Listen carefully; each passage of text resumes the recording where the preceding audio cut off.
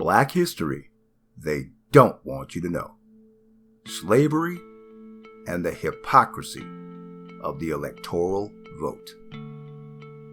While black people in America today are not experiencing 1950s level of voter suppression, efforts to keep them and other citizens from participating in elections always existed, and American elections have a long history of racial entitlements, only they don't privilege black Americans. Things such as poll taxes, voter ID laws, and outright violence discourage racial minorities from voting were just a few of the things used at the time. When the idea of a popular vote was originally raised, the biggest complaint is that it would result in too much democracy. With few objections with that, they got rid of the notion that people might actually choose their leader.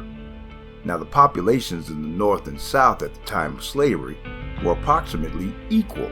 The problem was that roughly 1/3 of those living in the South were slaves. Because of its considerable non-voting slave population, that region would have less pull or clout under a popular vote system.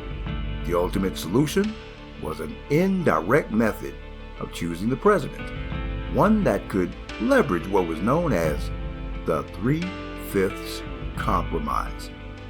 The 3/5 Compromise was an agreement reached during the 1787 United States Constitutional Convention over the counting of slaves in determining a state's total population. This would determine the number of seats in the House of Representatives and how much each state would pay in taxes. The compromise counted 3/5 of each state's slave population toward that state's total population for the purpose of proportioning the House of Representatives.